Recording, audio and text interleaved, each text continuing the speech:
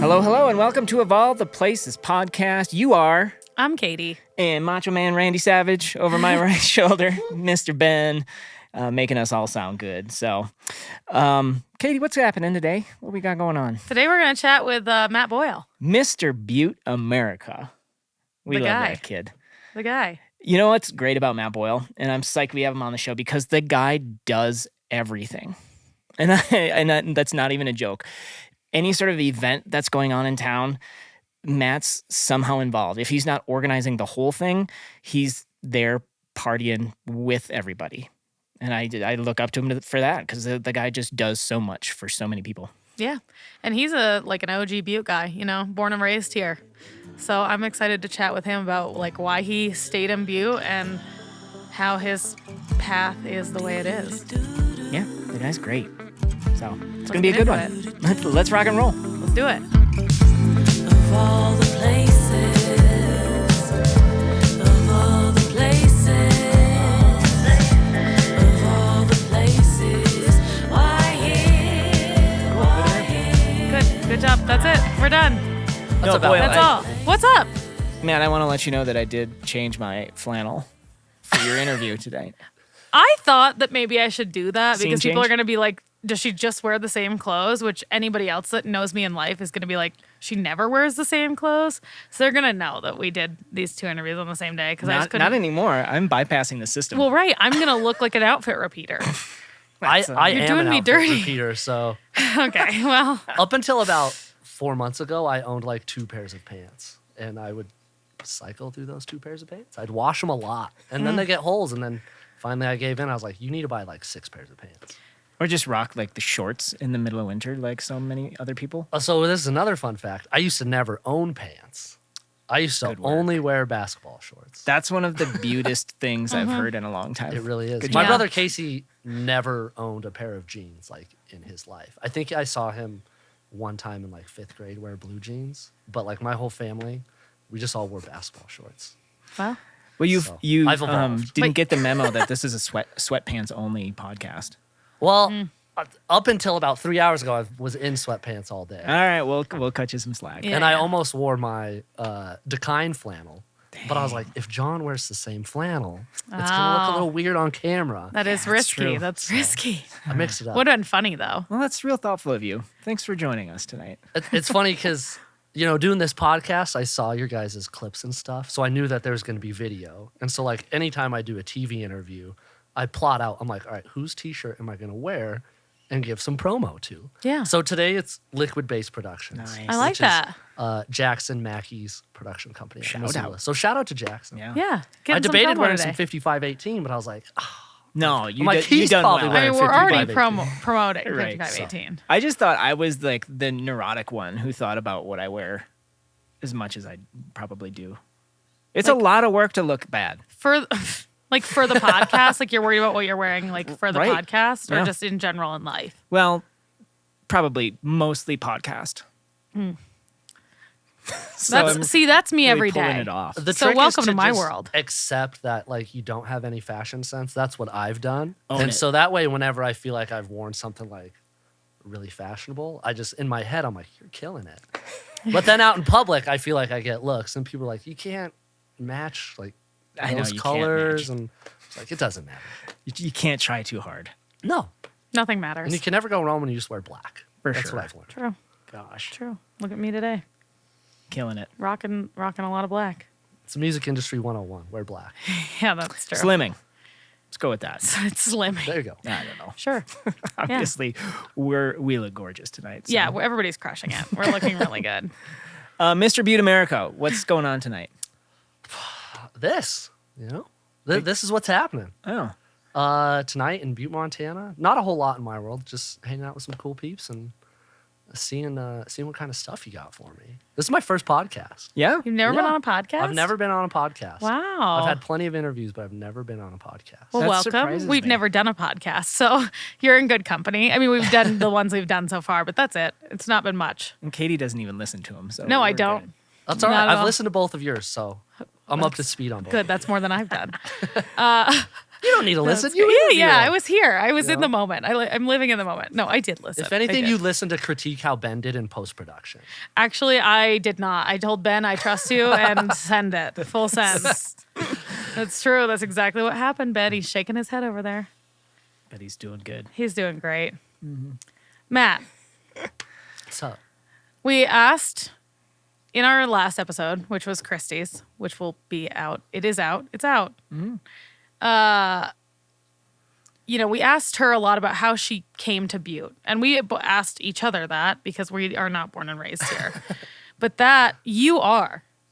Like, can you confirm you're born and raised in yes, Butte? and I can tell you how I came here. It was Bernie and Peggy Boyle. That's how I got here. And are they from Butte? Did they grow up here? Yes, they were both born and raised here.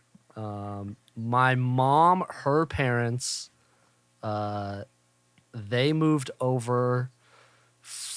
Her parents moved over from, I want to say, like Virginia or Oh. West Virginia. Okay.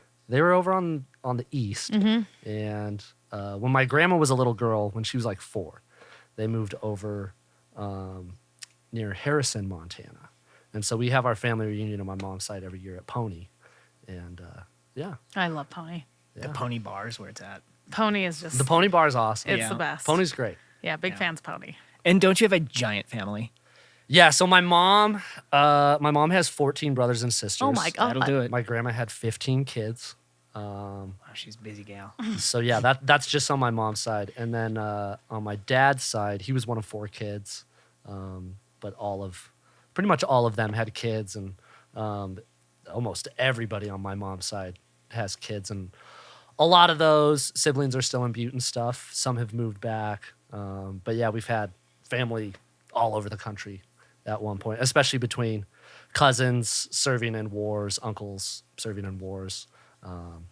We've had, Or just being the entire army. or just we're kind of an sounds army like the whole in itself. army. Yeah. Boyle But yeah. versus the world. Yeah, the Salazar Boyle gene pool is very spread out. And being the only person from Butte in the room tonight, what's up with that? I mean, I don't know. It's probably a good sign, I guess. Yeah. You know, it's to me, it's good to have people from outside coming in. That's one, how the whole town got here to begin with. Yeah. There was no town originally. And so anybody who gives slack or, any sort of shade to being like, well, you're not from here, because that was like a big thing when Clark Grant moved here. Right. I was like, oh, dude, you're a Butte guy now. He's like, you're going to get me in trouble with some people around here. It is a thing. They said no true. matter how long I've lived here, I'll never be a Butte guy. And That's it's like, true. we're pretty territorial here. Well, the thing that a I've lot noticed- of people, but I let that down because it's like, we Right. kind of need to grow. There's a lot of room. The thing I've noticed is that Butte does a good job of filtering out the people who don't necessarily belong in this particular town. Yes. Mm-hmm. Yep. It's an interesting mentality, but I'm more of the welcoming side. A lot of people in Montana don't want Californians or out of staters, and I mean, I don't really care. Anybody can come here, as far as I can tell. And I think it's changing. Like that's For that sure. ideas are that theory, I guess, is more happening more and more. It's an older school mentality Yeah. for sure. Yeah. Which I get it at the time. You like how things are. You don't want them to change.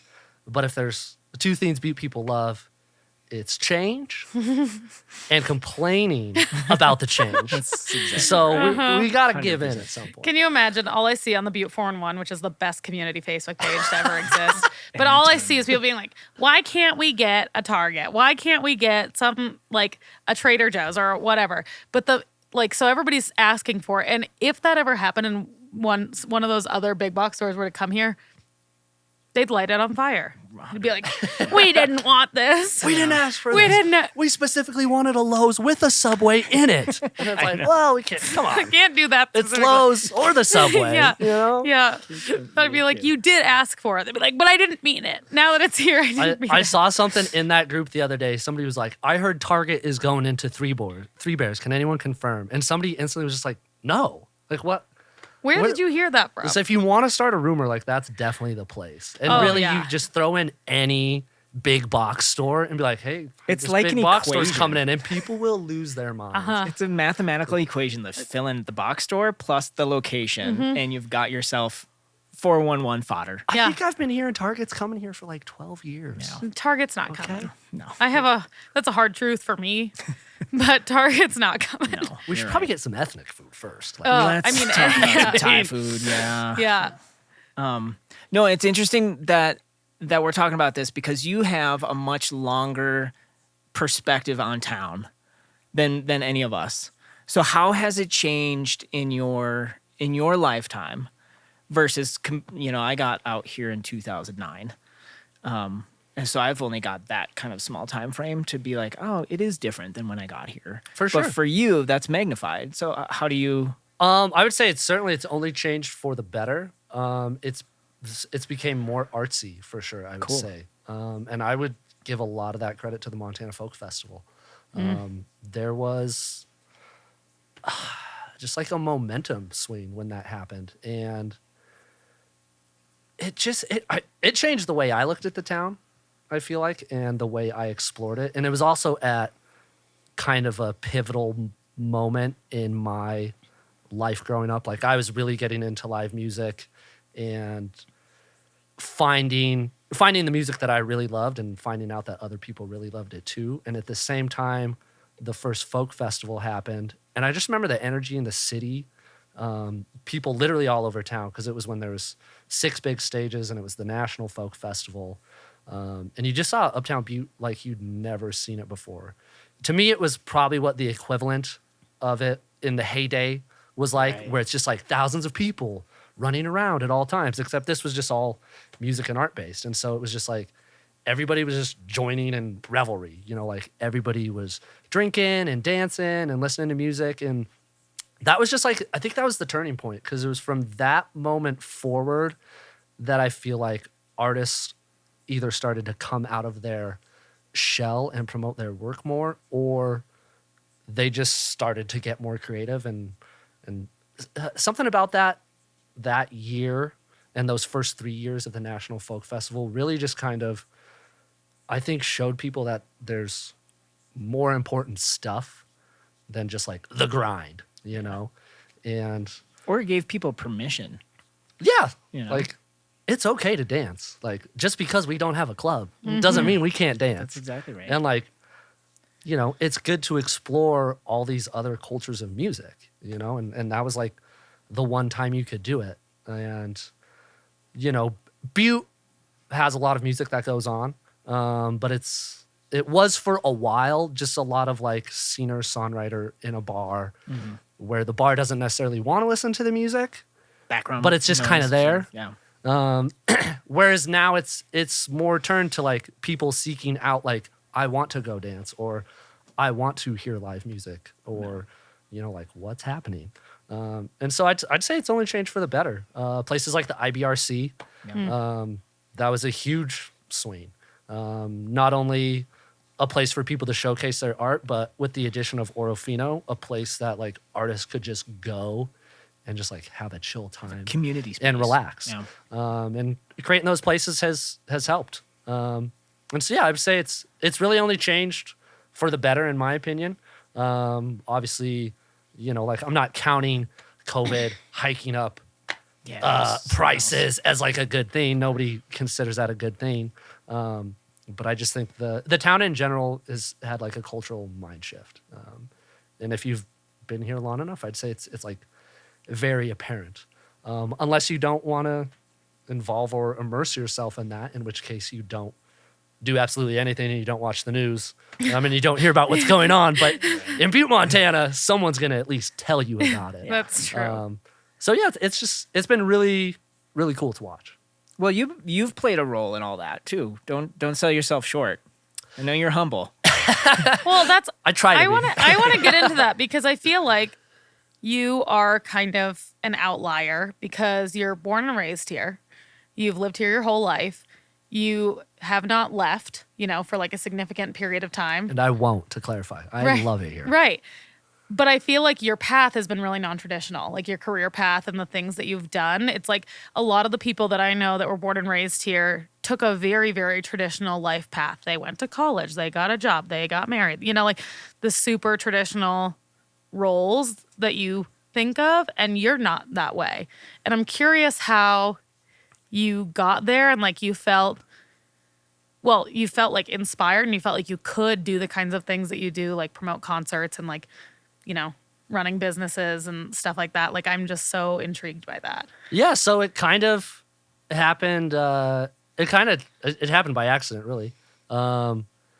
There was a point. I worked at a pasty shop here in town for almost 3 Sorry, years. that's the most Butte thing. Yeah. We're just gonna So very Butte. one-upping this whole conversation. Yeah, so I was like a single employee at a pasty shop, locally owned by this guy, Clay Howry. And my brother went to a Dave Matthews concert at the Gorge. Now, this is where some people are probably like, I'm done listening to this. And that's okay, I get it, but you're wrong. But yeah, so my brother went to a Dave Matthews concert, and after he just kept telling me, he's like, oh my God, Fuzz, this was the best concert I've ever been to. Like, you got to come next year, you got to come. And for a year, I listened to him tell me about how Dave Matthews like put on the greatest show ever. And I was rolling my eyes. I'm like, whatever. I'm like, I'll go with you. And so I went to this Dave concert at the Gorge, and it was really good. And out there, the whole time, the Gorge is massive. It can hold like 30,000 people, and everybody can camp. And it's really just a safe place for people to have as much fun as possible. Mm-hmm. And that first show, it was really cool because it just kind of gave me a perspective. I kept asking my brother, I'm like, how many people are here? And, like, how big is the Gorge? And I was just asking him kind of some vague questions. And it wasn't until about 6 months later when I went to Sasquatch Festival that just changed everything about how I view life. It was the first time I heard electronic music. It was the first time I realized that, like, thousands of people also love like Iron and Wine and Foster the People, Wolf Parade, just like all these bands who I'm sitting at home listening to, and like nobody around here necessarily at the time was that like, a Ben Harper Sasquatch? That one was not. Okay. That one wasn't. But it was like Foo Fighters were there. God, I'm trying to think who else. It was like Fits and the Tantrums were at like 2 PM. There's Head and the Heart was at 2 PM. I was looking at the lineup yesterday because I'm like, I know I'm going to talk about this. And I'm just looking at all the bands. Like Foster the People was on the third smallest stage. And there must have been 15,000 people. It was like the year they broke out. Yeah. And it was like going to Sasquatch Festival made me realize how many people like the music that I do. And it's something about it. It's just like when I got back to town, the first thing I did was go to Hastings, rest in peace. And I bought like 10 CDs because I was like, I didn't even think I liked electronic music that much, but I was like, I need to listen to more of this because I just don't understand it. Because like there's like 10,000 people at the Banana Shack tent dancing in a way I've never seen, because it's weird to dance to electronic music in general if it's not house, dubstep particularly. And it's just a really eye-opening experience. And so I just kind of dove into music more after that. And I spent the rest of that year, I had saved up like 20 grand from the pasty shop that I worked at over 3 years. And I proceeded to spend every dollar I had just going to shows. I saw Foster the People 2 more times that year. I saw Dispatch at Red Rocks. It was like the year they were going to break up. I was just traveling around the country, going to as many shows as I could. I went to Salt Lake, I think 4 times that year because they were doing the Twilight series, or what is it? Twilight concert series, where it was like all these free shows. And then like the next year it was like $5 shows, but it was like you could see Wu-Tang Clan for $5. You could see Nas for $5. And they had like volunteer programs where you could like volunteer and you could either be like helping set up the stage or doing this or that. And so just kind of going to all these shows, I really just, I just like found a passion for live music. And when I got back to Butte and I was out of money, my old business partner at the time, Curtis Reed, he kind of approached me. He's like, hey, we should we should like host a show in Butte, like have some DJs and do a rave. And I was like, that's not a bad idea. I'm like, dude, my dad manages the KC. Like, we could do a show there for sure. And so we just Knights like, of Columbus. we literally gorilla taped some lasers on the wall because we couldn't use nails or anything. And so it was like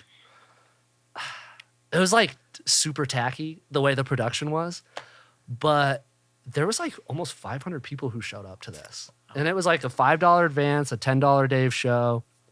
And it was at a time where on Facebook, like your reach was endless. You know, so like you would post something and you could invite all of your friends to the event. They would all guaranteed get the invite. And it just like, it blew up. So it was like it was October of 2011. We do this show at the KC. It's a total shit show, in my opinion, because it's like our door people, which is just like a couple of my buddies, didn't even have a money bag. So it's like people are coming in and they're just putting $5 on the table. Like this table is just like piles of 5s and 10s. And I go down at one point, I'm like, you guys gonna put any of this away? They're like, oh, we got it, don't worry. And like they're having a great time because they're just drinking for free. And there's like, I remember an image of a drunk girl falling down the stairs at one point. And I'm like, oh my God, like someone's gonna get hurt. The wheels are falling Like, off. this is so bad. And then it was like the next day, everyone's like, when's the next one? I'm like, dude, what? Like, you guys actually liked that? And so that was kind of the beginning. I was just going to a bunch of shows. And in the last couple of shows I went with Curtis. Like I had an extra ticket to a Dead Mouse show in Seattle. And I just posted on Facebook. I'm like, who wants this Dead Mouse ticket? I need to sell it. Also, you can drive over with me.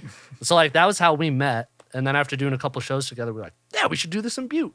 Because it was like all we were doing was traveling outside of Butte. Yeah. There was no shows in Butte. We were going everywhere else. And so finally it was like a point where I'm like, well, I can't really afford to go anywhere because I just spent all that money.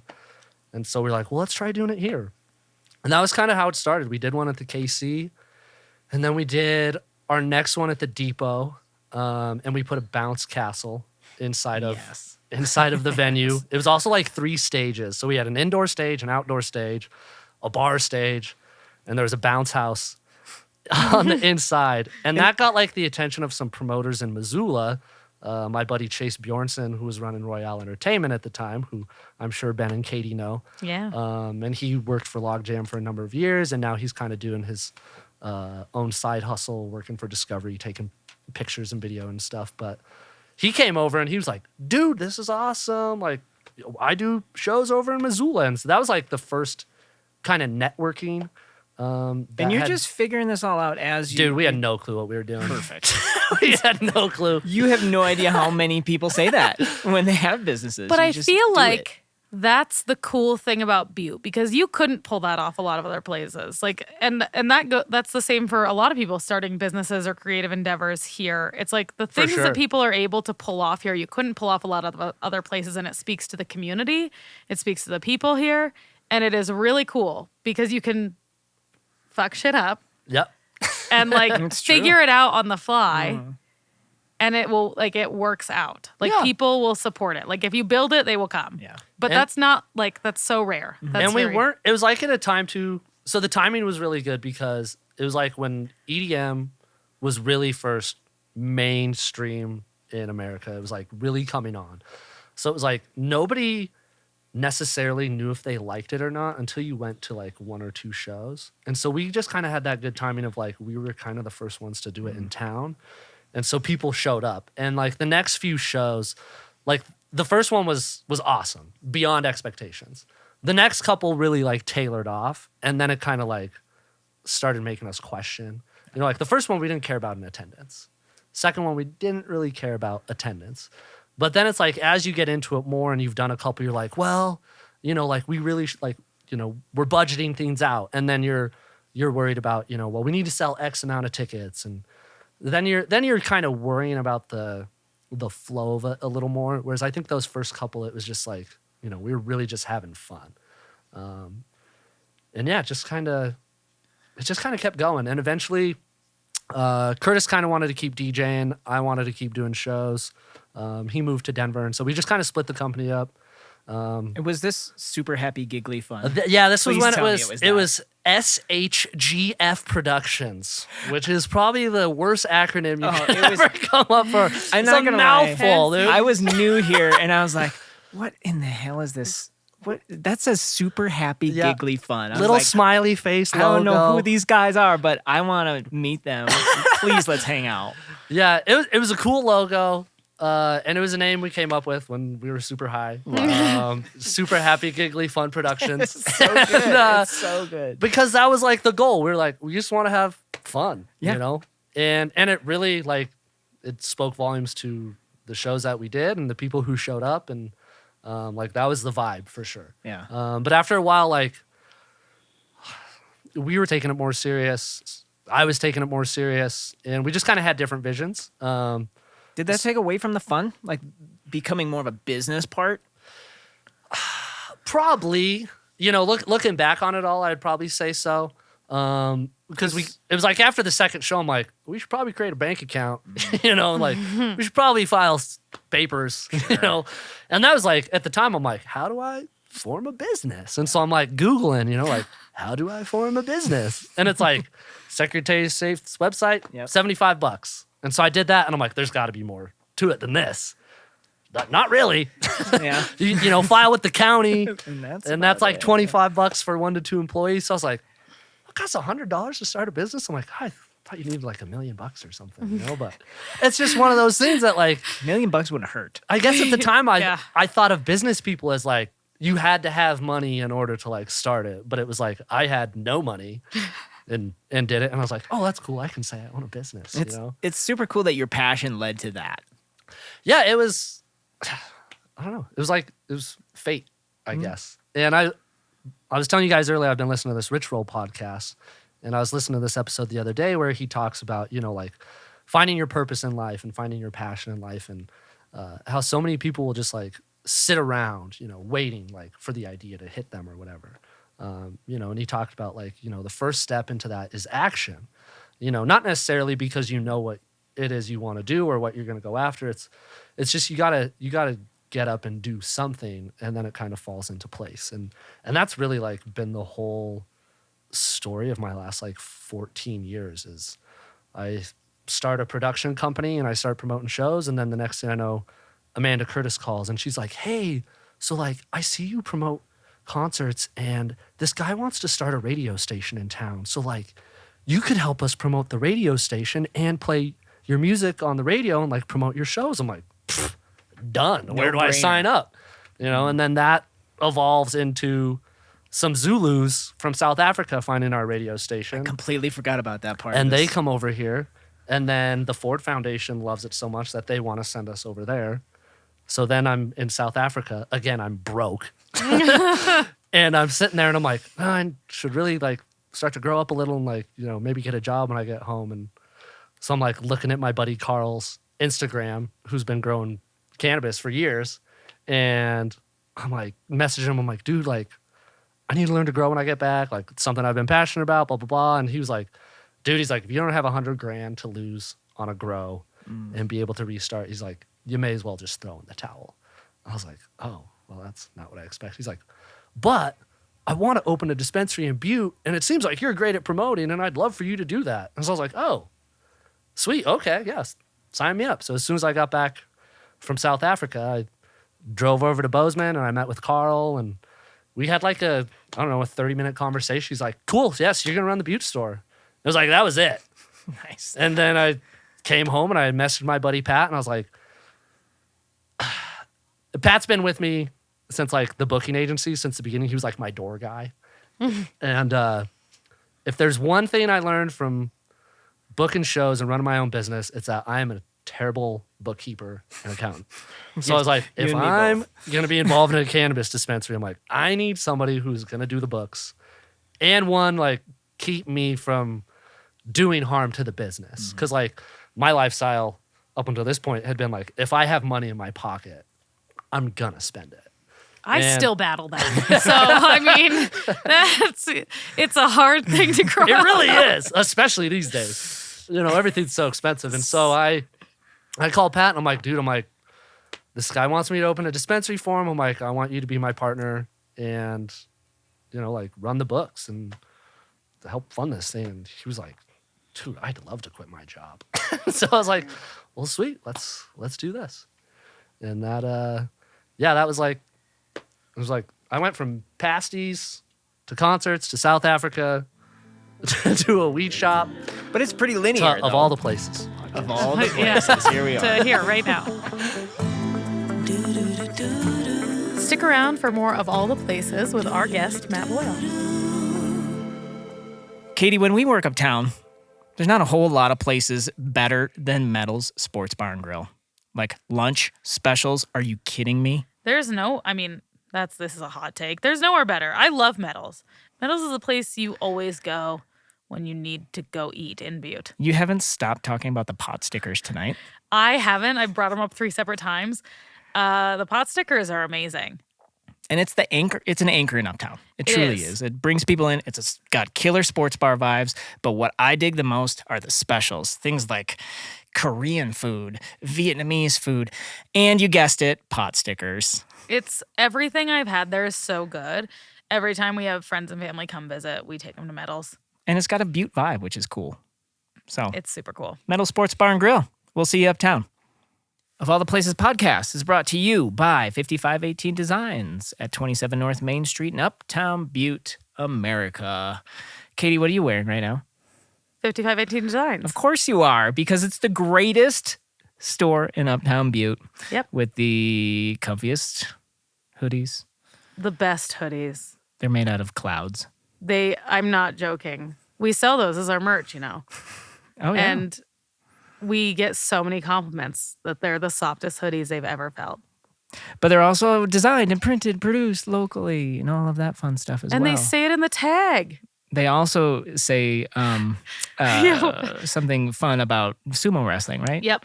Not suitable for sumo wrestling. Not suitable. So it's not a uniform. No.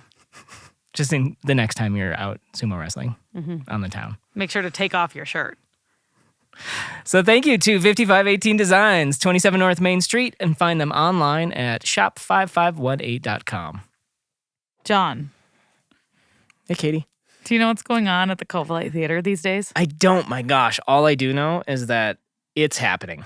The It's Covalite. super happening. I mean, there's all sorts of like weekly events, like Tuesday open mic. Which I've and- heard has been awesome. Oh, everybody's there. Mm-hmm. I didn't even know everybody, but they're there. Yeah, that's exciting. And then coming up on February 7th, there's Drink and Draw. Nice. What? My 2 favorite That pastimes? sounds fun. And it's large scale. I don't know what they're going to be drawing, but it's going to be large. Big pieces of paper. Is that what that means? Probably. Then we got Mojo Rising coming up in February. A tribute to the Doors. Yep. And Rocket to Uranus. Pretty sure they're from Helena. And they've got a good sound. Yeah. They're fun. Oh, they're super fun. Mhm. They played last year on St. Patty's Day, Yes. and it was a party. It was rocking. Then we got some indie rock. Our buds, Panther Car. Those are our friends. Everybody go to that show. But check out the Covalite.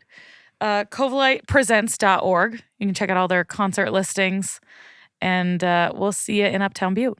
At the Covalite.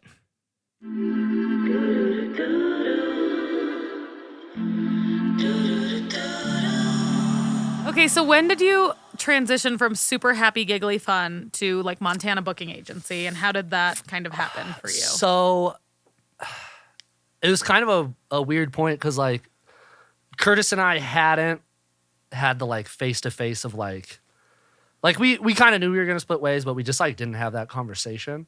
And so I had in that time I had started another company called Encompass Live.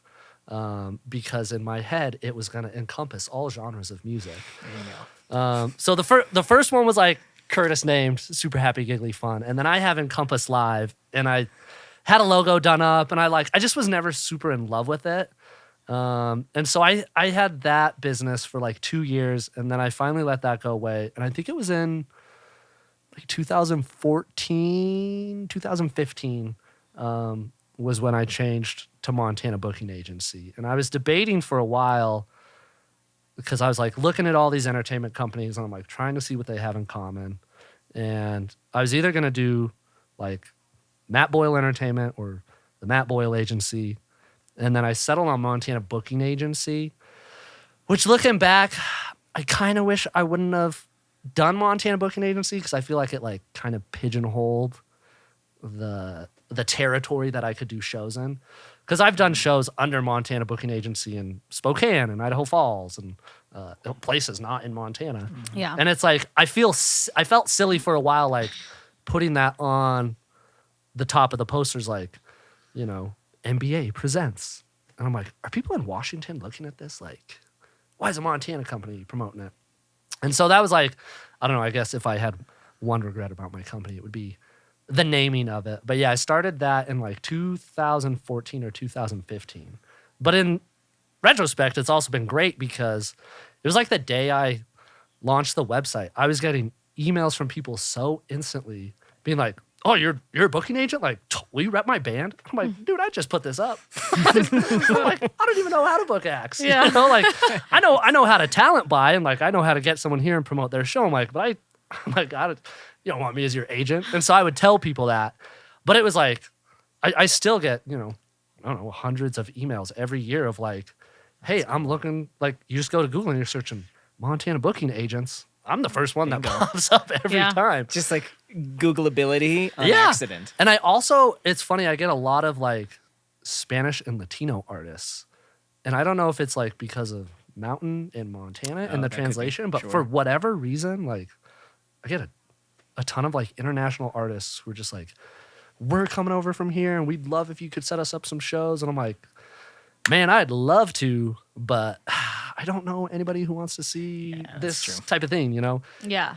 But I feel like that's also smart of you to like politely decline stuff.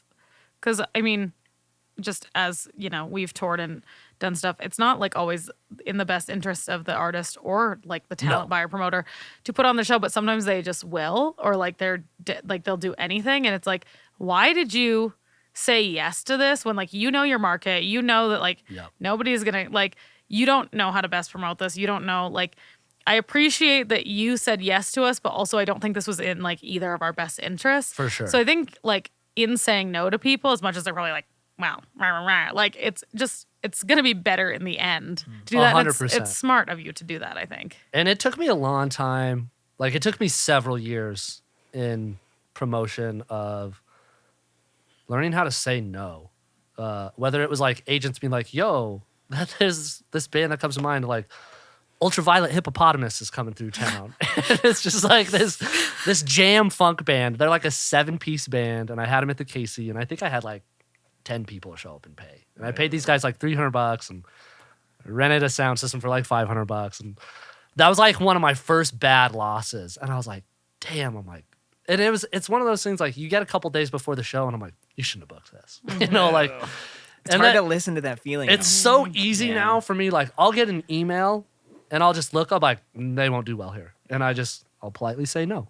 But like old me didn't want to miss the opportunities. And probably looking back, it was a good thing because I still have a lot of those connections still from then now. And yeah, I've learned that there's a lot of power in learning how to say no. And that's... Well, it's hard to unprogram yourself from the hustle, right? Yep. You just have to say yes to everything because you need work. You need to put on shows to get the reputation to do the things that you want to do. And it's hard to just say no because you feel like you're failing yourself. Yeah. At least that's how I am. Yeah, no, I would agree with that. And it was just one of those things that it just took a long time to realize, like, hey, like, you can't book everyone. And like Katie says, you know, like, everybody, like, has, you know, either an agent or a manager who's, like, fit for them, who knows that genre. And, like, I listened to this podcast, How to Make It in the New Music Biz, something like that, with this guy, Ari. You know, and he's always talking about, you know, you'll see managers and agents usually have like their roster, whether it's like 2 bands or 12 bands or whatever, like all those bands are usually like really similar because that's either what that agent is good at booking or that's like the music that they like. And they don't really step outside of that too much. And there's, you know, like a group I can think of, the Wilder Blue, they just signed with a big agency. And I was talking to their former manager, Sean, and he was saying, he's like, yeah, man, we're really stoked about this new partnership. He's like, we're just trying to decide which agent to go with. The original agent who was talking to us and wanted us to sign with them. We just didn't feel that was the right fit. But after talking with so-and-so for so long, we realized that, this is the way to go. And it is, it's like, it's your career. So you gotta tread lightly on that. And I finally, technically last year, 2023, I represent one artist now for the first time in my 13-year career. This kid, Rob Wolf, out of Livingston, who's a country singer. Super good voice, only 22 years old. And I was just real honest with him and his team when they called. I was like, hey, I can get you shows. I can certainly help negotiate. I'm like, but if you want me to set up like a US tour, like in 10 different states, I'm like, I'm not necessarily the best fit because I have a child at home, for one. I also run another business that I'm at a lot. I'm very involved in my community, and I'm like, I'm not going to push you by the wayside, but I'm just also going to let you know, like, honestly, in terms of my time, this is what I can devote to you right now. And they were like, that's cool, that makes sense, and we just made this plan of like, this is what we want. We're just trying to get our name bigger in Montana. And so I was like, okay, cool. So we made a clear, definitive plan, and it's been working really well now. So How does that feel being a person to help a dream come true? It's got to be cool. I feel like we're all trying to make each other's dreams come true. And if you're not helping someone else like achieve their dream, you're probably not helping yourself achieve your own dreams.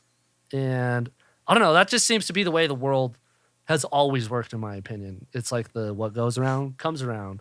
It's like just a lot of cliche things, like you never know until you try, and like, All I scratch your back, Yeah. you scratch my back. Yeah. And if I'm scratching your back, but you're not scratching mine, like I'm probably gonna stop scratching after a while. Yeah. So it's cool. Yeah. Oh, that's cool. All right. So what I'm curious about is I see you at all the things. For the most part, yeah. All the things. And you're not just a music guy. You're not just a manager of a dispensary. You're not like, you can't be pigeonholed into one thing. You're organizing food truck festivals. You're at the lunch in the park every time we're there. You're running parades through KBMF, like multiple parades. What? And yeah, so I'm just like, Matt Boyle can do everything. He can do all the things. Why are you doing all this? Is it just, I don't know, it just feels like right. There's like the old Aren't you tired? adage of like, it keeps me out of trouble. That's fair. I used to party pretty good for several years, and that was part of like what got me into music. Was I was going to festivals and I was partying and I was having fun, and it's just fun. Yeah. There's like, I love bringing people together, and I think what initially really got me into shows was like knowing that other people enjoyed the music I listened to, and that made it more fun, and there's just like there's just something about bringing people together and knowing it's for a good cause. If you're bringing people together to do bad or do harm, like that doesn't feel good for anyone. Like I'm not gonna get behind some horrible plot to, I don't know, do I something. feel like we can terrible. all denounce Nazis. So I don't know, something like that. Yeah, I'm not going to a KKK rally. That's like, not. we're trying to not- do an anti-KKK. Yeah, rally. yeah, exactly. But so there's just like, part of it is like my parents. So I feel like my parents have always been event planners. My mom runs the Thanksgiving dinner for Central, which feeds like Feed hundreds. 600 Yeah. people every year. My dad has always managed the KC and done several fundraisers throughout the years. So I think it's really just kind of something that naturally comes because like I just saw them doing that their whole life. And like my mom's side of the family is just so big that I'm used to big crowds. Well, every and- family dinner's an event. Dude, every Thanksgiving there's 40 people. Yeah. Yeah. Yeah. People. And it's like 40 people I can try to sell a ticket to. I'm like, come on, guys, like I got a show this week. Yeah. Yeah. Yeah, there's just magic about people getting together. I agree. And for the right thing. And especially like there's only so many times where like people get together and just like listen to one person, you know? Like if you think about church, like people go to church and nobody says a word. They all just sit in the pews. They listen to the pastor. They listen to the choir. Maybe they sing along. And everybody goes along their day. And it's like, that's just what music is. To me, at the same time, it's like everybody is there. They're gathered around. I'm hoping nobody's talking and listening to the show. And like, if we all listen and pay attention, depending who the artist is, like we all might have a really profound experience and like walk away with something really meaningful that like might change our lives. And whether that's like explosions in the sky doing an all instrumental set and not saying a word and the crowd is just dead silent, like that's magic to me. There's something in it. You know, like that's pure magic. Something about like strangers having a shared experience is like really Yes. impactful. Like you don't know the person like standing or sitting next to you, but you're having this thing happen to you like that you will share forever, even if you never see that person again. Like that is just like a really cool like universe thing that happens. For sure. Like, I mean, that's why we like play music. I mean, it's like the wildest feeling ever. And it's very like, it's really cool when people feel strongly to facilitate stuff like that. I love it. And I've lost so much money. I mean, There's people who think I'm like rich from doing shows. Okay. 5 years of original festival put me about 70 grand in debt. But okay. I can speak for my wife Cassie and just thank you so much for bringing Chadwick Stokes here. Dude. She has a picture hugging him that I've never seen somebody envelop another person. There were legs curled around him. And I was just like, Cass, what are you doing? But, Dude, that's like a core memory for sure. And that was like a really hard time too, because that was the year my brother passed away. And I remember like Casey passed away in August and the festival's in September. So I'm like, oh my God. I'm like, I got 30 days. Like, am I going to do this thing still? And I'm like, I know going into it, I'm like, you're going to lose so much money. Like, you could cancel now and like save some money. But I was like, you're also going to make like, you know, the people who have bought tickets, like, that's going to break their heart. And it would break my heart to know that like I was this close to having the lead singer of Dispatch here. Yeah. You know, like, because it was an artist that my brother showed me initially. oh, cool. And so I had lined up John McKee, because John McKee loved Dispatch. And I was still working at Headframe at the time. And I was like, dude, I'm like, will you be his liaison when he's here? I'm like, take him on the river, or like, you know, cool shit. Do some cool stuff with Do him. stuff, yeah. You know, like make sure he loves Butte, Montana. And like John McKee's the perfect guy for that job. Of course, yeah. And so they come up to sound check, and the first thing Chadwick does is he gets out of the car. He's like, I'm so sorry about your brother. I'm like, Yeah. what? I'm like, I've never met this guy before. And he's like, he's just talking about that. And I'm like, this guy's human, Yeah. you know? And that was like that was just like a profound moment. And Well, I didn't know that. It was profound for me because like he's one of my people, right? That's a band that I've listened to for ages. Right? only band to sell out Madison Square Garden 3 nights in a row. and to come to Butte, Yeah. it's just like, what is going on? I don't know what kind of magic Matt has in his back pocket, but I didn't know the timeline there. So Yeah, it was that had to have been tough, yeah, it was like whirlwind of emotions. right? You know, and just the festival in itself was like such a learning experience. The first year was like the first year that I realized I was terrible at delegating and I needed to get a lot better at that, because a lot of my shows still, it's like kind of like a one-man operation for the most part. Like I'll show up to set stuff up, like aside from like the sound tech and who's running sound and who's doing the bar, like I'm the door guy. I'm the booking agent. you know. I'm the runner. You know, like, and that's how a lot of people do it. And that's kind of how you have to. yeah. And so like the first year of the festival, I was like, well, I'll just arrive at 6 a.m. and I'll get the bike rack set up. Well, it's like, dude, you set up 100 yards of bike rack on 2 sides. And like my phone won't quit ringing. Like it literally won't stop ringing. I remember at one point an agent was trying to call me because someone's flight was delayed. And my phone, it just kept dying. And so I'm like, oh my God. And people just kept coming. They're like, you need to do this. I just remember like almost having a mental breakdown and just being like, everybody get the fuck away from me. But it was like one of those times where I'm like, you need to learn to tell people what to do. And people were constantly like, how can I help you? How can I help? And I was always just like, it's okay. Like, I'll get it taken care of. Yeah. And then there's like, finally someone was like, I think it was Chad Lacey, was like, dude, you need help.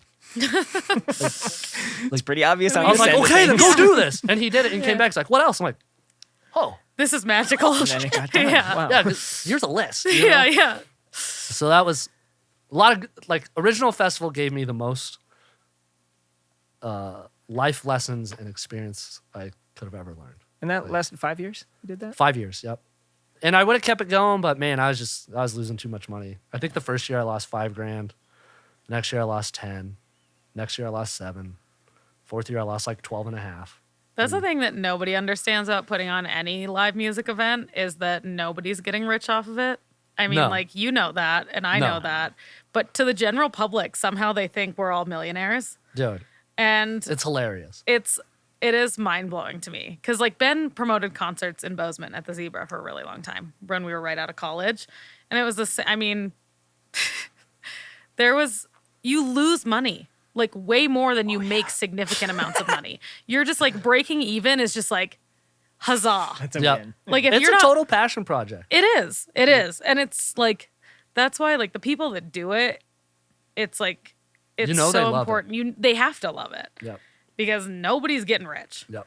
And, yeah. Unless you're at like UTA, United right. Talent Agency, Yeah. or like William Morris, or like these big agencies. But like even those guys, like they're grinding it out. And a lot of them represent like 20 artists, like they don't sleep. No, I mean, I book our tours, and that is like a nightmare. Oh, it is dude. like my least favorite thing. I cry constantly because it's so much work. Ben's I do. just laughing because he knows. Yeah, that shit. Ben's laughing because he's like, she just sits in that chair in the living room, like, and like silently cries because it's just, it never ends. I can't, like, Nope. agents don't have it easy either. Like, if, like, booking agents representing even 5-10 artists, it never ends. Nope. It And is it's- totally a passion project. Like I'm in the middle of booking. It was going to be 7 shows for Top House, and now it's 4. And it was so frustrating because I'm talking with this agent. I'm like, here's what I want to do, like these 7 cities in a row. He's like, great, sounds good, line it up. So I'm like, emailing all these venues, several venues in each city, trying to see who has the best price for the capacity, what comes with what sound, and like seeing what the best overall decision is for that venue. So then I finally get 7 venues lined up: Spokane, Missoula, Butte, Helena, Bozeman, like bam, bam, bam, bam, bam. And he's like, let's just do 4. I'm like, you son of a bitch. What? It's all figured out.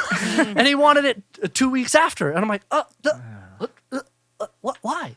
And so like I can imagine, and it's so hard too, like the lower on the totem pole you are, of like either getting ignored Oh yeah, or or just being like, yeah, we'll give you like 10% of the door after $400 in expenses. oh my god, big cities are the worst. Yeah. They like the deals we have had, and luckily like, we're now to a place where they're starting to get significantly better, which is so relieving. But like, we have made $12 before, like 12 actual dollars. Somebody tried to Venmo us $12. We were like, keep it. Just get me a Like, bush keep light. it. and Yeah, let's like, call can it I have a day. beer? I need a beer, and like, I'm gonna go cry in the van. Like, $12. Like here's $12 and you owe 50 for your bar tab. Yeah. Oh, we've had people. We had a bartender chase us down. They were like, "You got to pay your bar tab," and I was like, "I am this close. To, like, I just like I'm gonna punch you and like steal from you." Like, Yeah. I mean, I shouldn't say that, but I was so pissed. I was like, "You guys have the worst deal ever." It's like, yeah, you get X% of ticket sales after $450 plus net, and I'm like, and taxes. Like, it is. Yeah. Oh yeah, it's see, we don't whack. even get that in Montana. We don't even That's the get- nice exactly. thing. Dude. Other places have taxes. So why is that though? Is it just that there's so many layers of there's the band obviously at the bottom, but then you have like promoters, then you have the venue, then Well, you have it's the because otherwise employees, and then you have all It's these because other... everybody is losing money. So, Yep. like, I get it. Like, that's the thing. We're all is hemorrhaging. being on the other side of it, and with Ben promoting shows in Bozeman, and like us doing kind of both sides of it for a long time, I feel like we've got a nice perspective because, like, it's hard to argue with it because I'm like, okay, this is a big company. They're running 4 venues in the Twin Cities. They're definitely not selling out every night because a lot of their venues are like mid capacity. They're booking touring acts like us. They're booking really good local bands. Like they are not making a lot of money. Like they're selling drinks at the bar.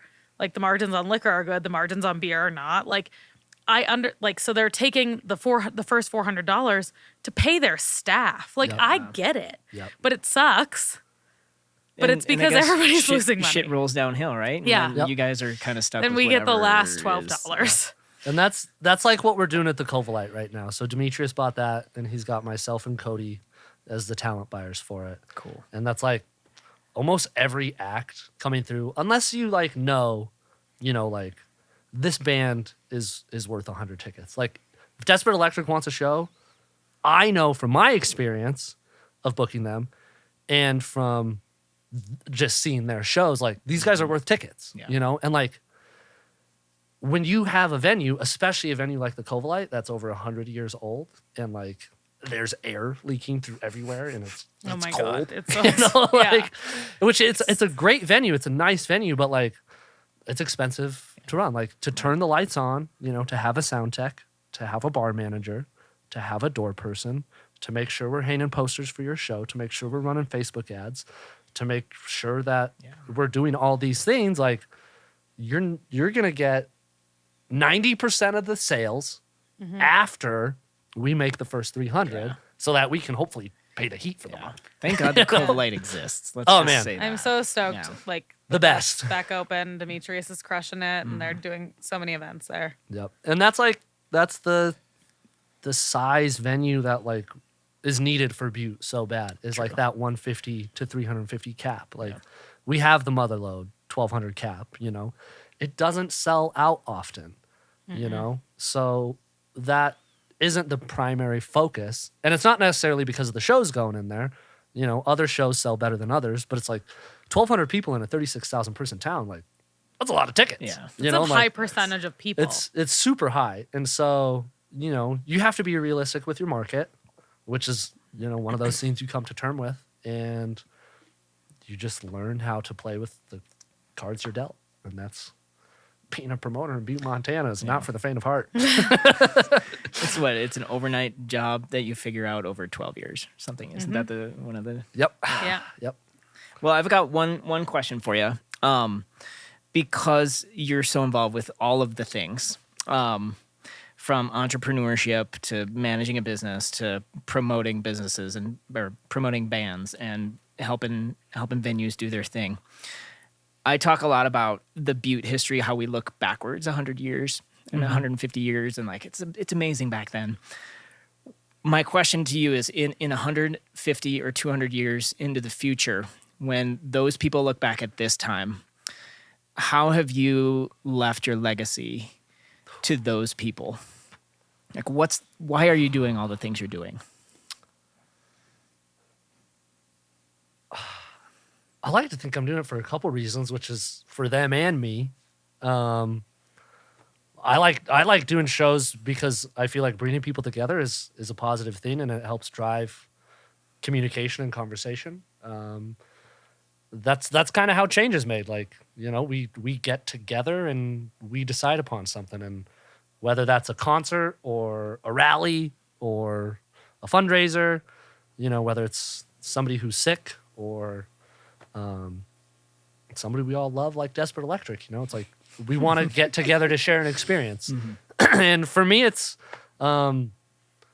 just like it's a fulfilling thing, and if there is a chance to like, at least break even on it, like great, if there's money to be made, great. But like Solon that's the only reason I did my festival for so long, was like every year, like every day people just come up and be like, dude, that was awesome. Like, I can't wait for next year. And I'm like, yeah, I lost like 10 grand. Sucked. And they're like, yeah, but like Chad Stokes was amazing, and like Ghostface Killa, like how often do you see him perform under a head frame? Like that was a life-changing moment for me and for my business partner, Patrick. Cause like he was in a huge depression at the time, and he was liaison Ghostface around the whole time.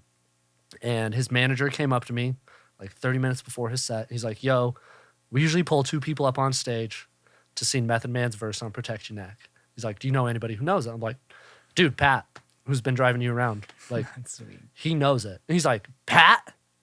Pat knows it. And I'm like, dude, Pat knows every one of the words of every one of your guys' songs. I will guarantee it, and I'll bet all the money I'm about to lose on this festival on it. He's like, all right, bet. Pat's the man. And so, like, Pat comes up to me. He's like, Blandon said I'm going to sing Protect Your Neck with him. I'm like, yeah, dude, I told him you should. And he's like, dude, I can't do that. I can't do that. I was like, yeah, you can. You're gonna. And so finally, like, Ghostface goes to hand him the mic. Dude, he takes the mic and, like, tears it up. Crowd goes crazy. Still got the video. One of the best videos there is. And the next day, he's messaging me. He's like, dude, that changed my life. Like, I've been in just, like, this funk. I couldn't get over it. He's like, I know you lost your ass on that. How much do you need? And I, without hesitation, I was like, I need $6,000. I know exactly how much I And need. he wrote me a check instantly. No way. And he goes, you can take as long as you want to pay me back. Like, I can never, it's like, no amount of money could give me the feeling that you just gave me. And like, Wow. just like got him over this hump. And recently, Pat like just did the same thing for me. I wasn't seeing it with Ghostface, but like, she like gave me that same thing. He's like, dude, take all the time you need with this. Like, it's okay. And then I told him, I'm like, it's going to take me a while to pay you back. Because, like, he wrote me a check and my dad co-signed me a loan. So I was like, thankful for the people in my life. It's not easy. Yeah. It's amazing. Like, you can't like put words to describe a show sometimes. And I've seen so many shows, like Rainbow Kitten Surprise, one of the best live shows I've ever seen. Certain Dave Matthews shows, best live shows I've ever seen. Explosions in the Sky gives me goosebumps every time, you know. And it's like there's just something about live music that it changed my life. So in my head, I'm like, if it can change my life, I'm sure it can change everybody else's lives. And that's just kind of how I live by it. And it's one of those things where like I don't do it for money. Like I do it because I love it, and I know somebody else out there is going to love it. And I can only imagine the feeling like you guys get on stage from like being the driving force of like the cheers or like the quietness, you know, like the It's special. the driving force that just makes people shut up, you know, Right. like that's like a big thing of mine. Like I don't like a bunch of chatter. Like I don't want to sit here and obviously, like, that's all we're doing on this podcast. It's just talking. yeah. But, like, it's not Yeah. meaningless stuff. Right. You know, like, to me, talking about this is, like, that's all I want to talk about. Well, Not there's some me, things, but just music. yeah, there's Yeah. definitely some things in the world that exist that are like transcendent. Yes. Right? Things that bring people together that you're talking about. And music is one. I think art is another one. You know, there's several more I can't think of right now, but there's just like you can be the most different person as the one next to you, and you can still have that shared experience. I think that's really important 100%. in the world that we live in right now. Like we need more of that. Yeah. Like, there's nothing like 1,000 people or 100 people, like, dancing to your favorite song or, like, doing finger guns to drum and bass, you know, for, Yeah. like, 60 minutes. Like, that's where it's at. Exactly. Yes. I'm saying it now. 2024 in EDM is the year of drum and bass. I'm actually so here for that. Dude, Yeah. it's happening. Well, thanks for helping me and everybody else create these kind of memories. Dude, thank you guys for having me. I think it's This is really cool. it's really First great of you to podcast. do that. This is sweet. And keep doing what you're doing on behalf of, you know, the room. You're kicking ass. Keep doing what you're doing. Hey, that's It's important. Great minds think alike. And you guys are all kicking ass. So it's Thanks. Takes a village. the room Yeah. better watch out. All right. Thanks for your time, Matt. Yeah, thank you guys. Appreciate it. You're awesome. Peace. Of all the places. Thank you for listening to Of All the Places podcast. We're produced by Morris Mountain Studios in partnership with 5518 Designs. Our theme music is by Desperate Electric. We hope to see you soon. Thanks so much, and be well out there. Be well and be wise. There it is. Of all